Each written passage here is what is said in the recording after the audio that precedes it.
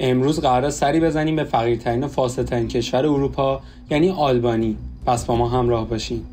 آلبانی یک سرزمین کوهستانی که در دهه 80 یک کشور کمونیستی بوده و سومین کشور فقیر جهان بوده. رهبر اون زمان آلبانی انور خوجه بوده که میشه گفت استالین دوم، یعنی کسی که همه رو دشمن میدونسته و همه رو از ته راه میخواسته برداره. آلبانی در اون زمان کره شمالی اروپا بود. همیشه مورد حمله و تجاوز امپراتوری‌ها و کشورها بوده که آخرینش هم در سال 1939 توسط فاشیستای ایتالیایی بود که 6 سال بعد در سال 1945 دوباره مستقل میشه. بعد از اونجایی که طرفدار حزب کمونیسم بیشتر بودن، انور خوجه رو به عنوان رهبر خودشون انتخاب میکنن. انور خوجه در همون روزهای اول رهبریش دستور داد تمام کسانی که مخالف حزب کمونیستیان رو بگیرن و بکشن که تعدادشون هم داخل آلبانی کم نبود. در هر منطقه‌ای که احساس تهدید و خطر میکرد، اون منطقه کارش تموم میشد.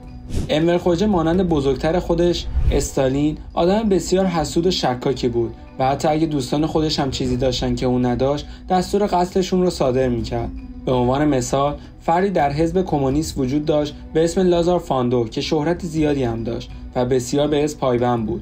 اما خوجه به خاطر همین شهرتش ازش خوشش نمیومد و شروع کرد به توطئه‌سازی علیهش و میگفت این جاسوس یوگسلاویه و قراره به ما خیانت کنه. با همین بهونه خوجه دستور قتلش رو صادر کرد. انور خوجه تمام کسانی که به روی کار اومدنش کمک کردن رو کشت و حتی عکسایی هم که ازشون وجود داشت رو با ماده‌ای پاک کرد تا هیچ اثری ازشون باقی نمونه.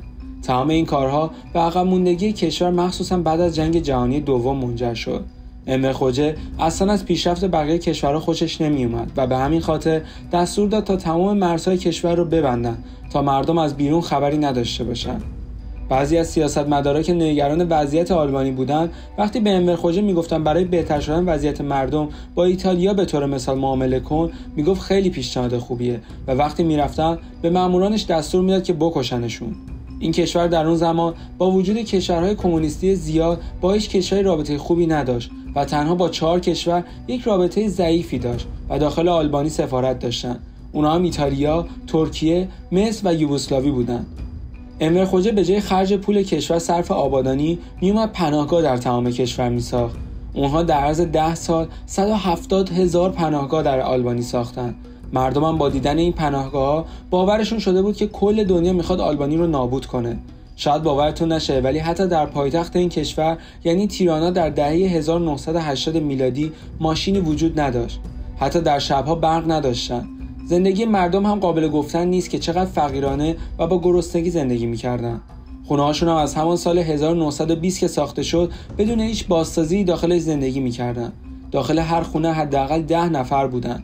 خود خوجه یک منطقه از شهر رو برای خودش آباد کرده بود و داخل اون منطقه همه چی از جمله پارک و بیمارستان مخصوص و حتی سوپرمارکت هایی که جنس خارجی داشتن پیدا میشد. دیواری هم که دور این منطقه کشیده بودن باعث میشد کسی نفهمه داخل اینجا چه خبره. تمام کسانی هم که داخل این منطقه بودن رد بالا بودن و اگه روزی از کار برکنار میشدن زنده بیرون از این منطقه نمیرفتن تا به بقیه بگن چه خبره.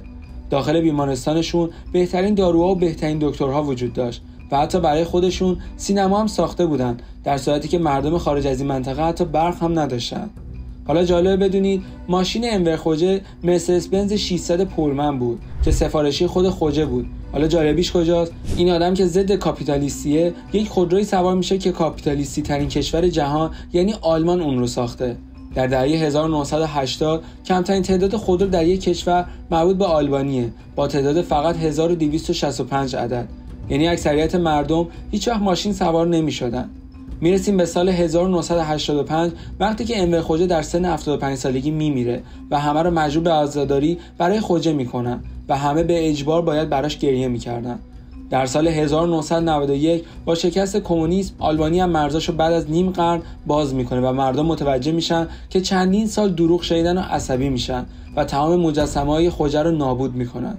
هنوز هم که هنوزه آلبانی جزو فقیرترین کشورهای اروپا است. نظر شما راجع به تمام اتفاقات آلبانی و رهبرشون چیه؟ اون رو داخل کامنت ها بهمون بگین و چنل ما رو برای دانستنی بیشتر سابسکرایب کنید.